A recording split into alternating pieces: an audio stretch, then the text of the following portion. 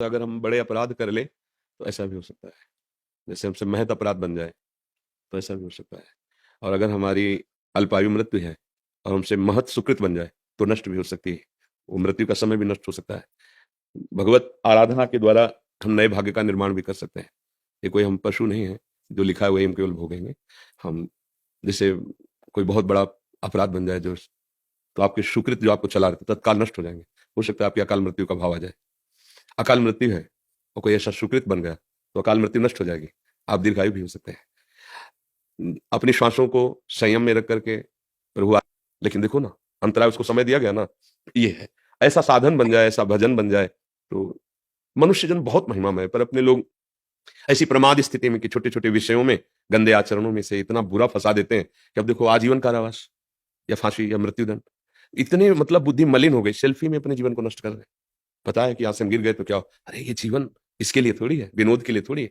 साधना करके आज जो आवागमन चक्र है इसे मुक्त हो जाओ, परमानंद में स्थित हो जाओ। तुम्हारा महासुख प्राप्त करने का अवसर है मनुष्य जन्म। पर वही छोटे-मोटे विषयों की तरफ गिरकर और अधर्माचरण करने लगते हैं।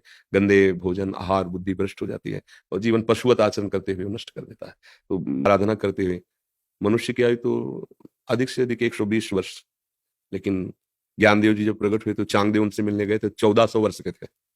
क्या हुआ? उन्होंने तपस्या और प्राणायाम के द्वारा अपनी प्राणवायु को रोक करके तप की आराधना की तो उनकी है श्वासें उतनी ही, उनको उन्होंने और सजा लिया, बढ़ा लिया। अपने जो नष्ट करने वाले पाप पाप कर्म थे उनको तप के द्वारा, भजन के द्वारा नष्ट कर दिया। ऐसा हो सकता है। ये मनुष्य जन्म बहुत कीमती और बहुत सामर्थ्यशाली। हम जो चाहें वो कर सकते हैं, पर हम वही चाहें जो शास्त्र सम्मत हो। अगर मन की चाह के अनुसार चलेंगे तो फिर हमें नष्ट कर देगा। ऐसा है। जैसे जवान व्यक्ति है, उसकी आयु 80 वर्ष है, वो जिएगा 80 वर्ष तक जीने का था। और उसने अत्याचार, ऐसा दुर्दांत अत्याचार किया कि जैसे अधिकारी होते हैं ना, ऐसे अधिकारी हैं, लोकपाल हैं, प्रजापति हैं। जैसे यहाँ सब पद नहीं, मुख्यमंत्री, प्रधानमंत्री, राष्ट्रपति, ऐसे अनंत ब्रह्मांडों का भी संचालन करने के लिए व्यवस्था है। लोकपाल, बड़े-बड़े लोग जैसे अग्निदेव, वरुण देव, ये सब देवता जैसे।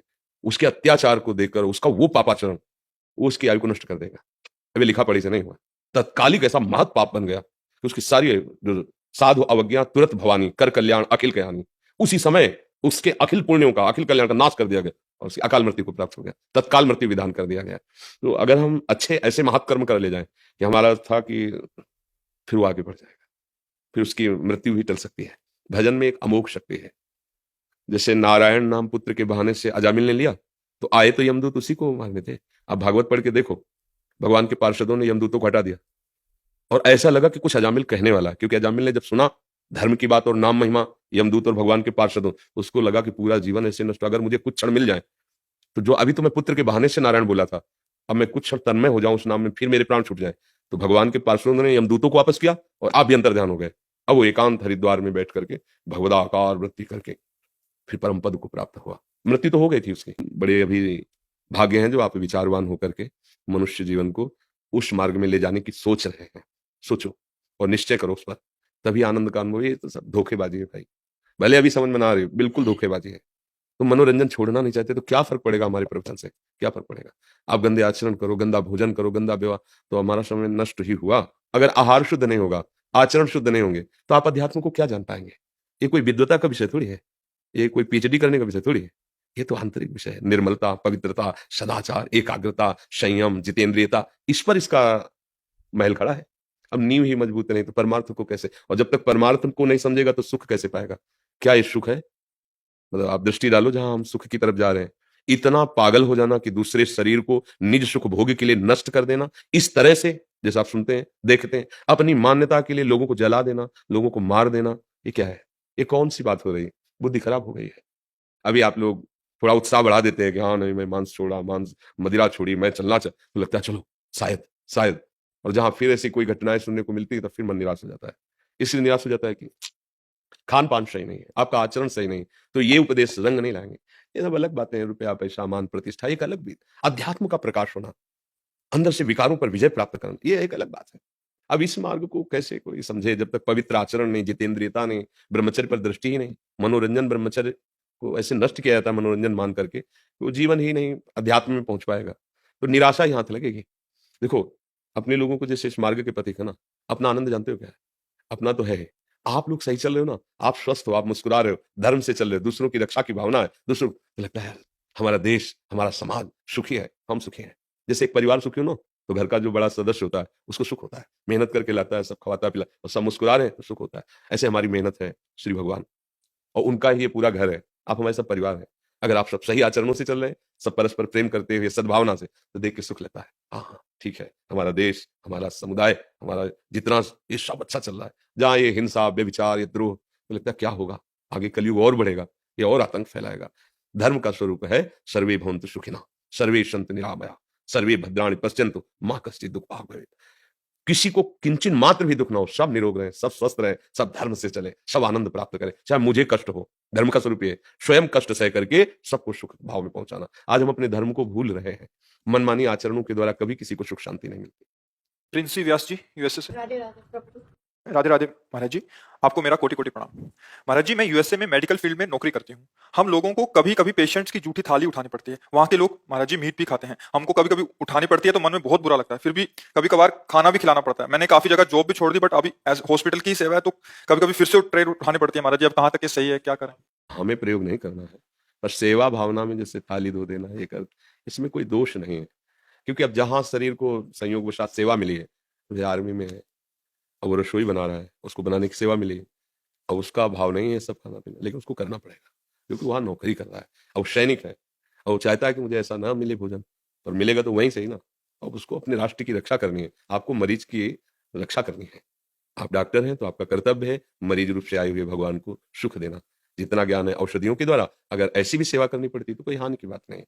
आप स्वयं उसको ना पाए, आप स्वयं दूसरों को कष्ट देने वाला आहार चेष्टा ना करें और ऐसी सेवा करना पड़े तो कोई इसमें परेशानी नहीं है। अपना भाव शुद्ध रखकर दूसरों को सुख देने के लिए तो उसमें कोई हानि नहीं है। अब उसमें जैसे हो वहां से वहां पहुंचा दिया, उसकी खाली वहां से वहां रख दिया, तो अपने भाव में रहो तो मुझे लगता है ज्यादा हानि, क्योंकि कहाँ भाग के जाओगे, कुछ ना कुछ तो करना ही पड़ेगा।